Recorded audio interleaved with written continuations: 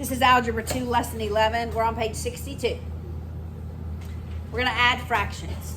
These fractions are in an expression, not an equation.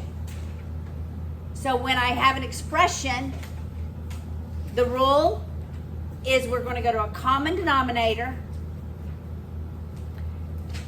and all we can do is multiply any term by what's effectively 1. Those are the rules. Common denominator, multiplying any term by what is effectively 1. Let's look at example 1.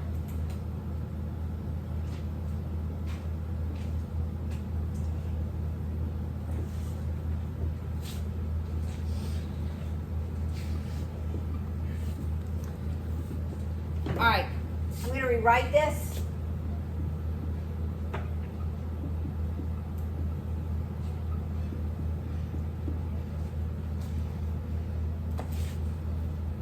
And then we'll draw some conclusions. All right. So in the first term, I have a 2 and an a. They're both multiplied. So I need at least a 2 and an a in every term. Right? To have a common denominator. Do I have a 2 in this term? No. So I'm going to multiply. Definitely I'm multiplying this term by 2 over 2 to get a 2 in the denominator. Do I have an a? Yes. I don't need to multiply it by a over a. Do I have a 2 in this term? I need a 2 in the denominator, but I have an a. All right, so now let's look at the second term. I have a 2, an a, and 2 x's. An x squared. I have a 2 and an a, but what am I missing in this term? 2 x's. So I'm going to multiply x over x by x over x. You following me? Yes. Why would you need 3 x's? I just wrote 2 so Well, far. there's 3 in the last.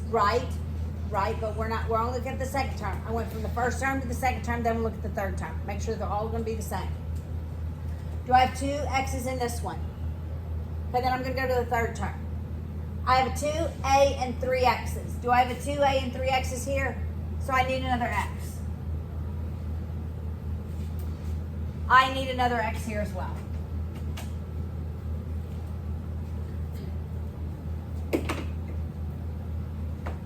All right, so now let's go up. Effectively, what am I multiplying this first term by? X cubed over x cubed. What am I multiplying this second term by? Just 2x. And this last term, just by 2 over 2. All right, so let's look at the denominators. We have 2a, we have ax squared, we have ax cubed. You look at the denominator, you look at the constants, and you decide what is the least common multiple. And the least common multiple is 2. That's going to be my common denominator. Or you look at the variables. I have an a, an a, and an a. You pick the variable with the largest. You pick the variable with the largest exponent. We have a to the first, a to the first, a to the first. It's just a to the first. Got it? You're picking the variable with the largest exponent. No x, x squared, x cubed. I'm going to end up with an x cubed. You're choosing your variable that has the largest exponent. So once you decide what your common denominator is going to be, then you ask yourself, what do I multiply this denominator by to get here? And it's an x cubed. What do I multiply this denominator to get to 2ax cubed? I need a 2, I need an x, because multiplication is addition. The last term I'm just multiplying by 2 over 2. Make sense? All right, so we'll do that. In the numerator, I get x cubed k. I'm going to write it as 2ax cubed in the denominator. plus 2xbc over 2ax cubed minus 2m over 2ax cubed. Now when I have a common denominator, I can move all the signs to the numerator and add and subtract the numerators. So that's what I do. I move the signs up. I write every term over my one common denominator.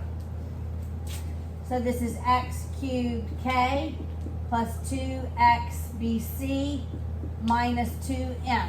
Then I ask myself, are there any like terms in the numerator that I can combine? For this example, there are no like terms, so I don't combine any of them. All right, the next one we won't go and rewrite all of our variables. We'll just look at our denominators and ask ourselves what would be the least common denominator. The first term is m over k. The next term is b. I'm going to write it over 1 because that is the denominator. Plus cx over ak squared. So I have a k, I have a 1, and I have an ak squared. What do I need to be my common denominator? Say it. AK squared. So all of my denominators, I need an AK squared.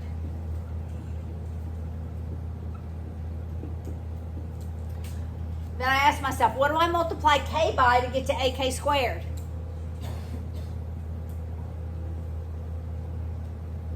What do I multiply it by? AK, thank you. I can only multiply by what's effectively 1. This becomes MAK.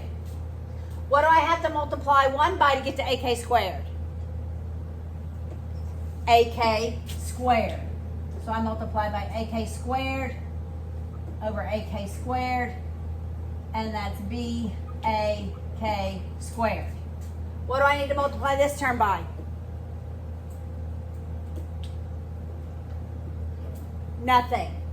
It's just, it already has AK squared in the denominator. Now I can move my signs to the numerator, write every term over my one common denominator. MAK minus BAK squared plus CX.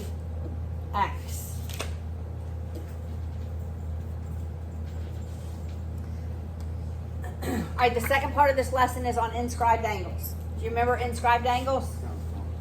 Not. Remember we have two types of angles in circles?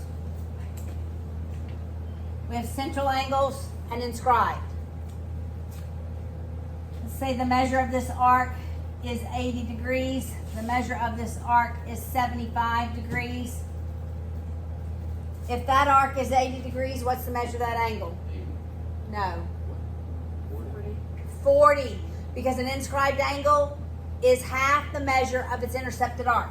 Central angle, what's this angle? 75, because the central angle equals the measure of its intercepted arc.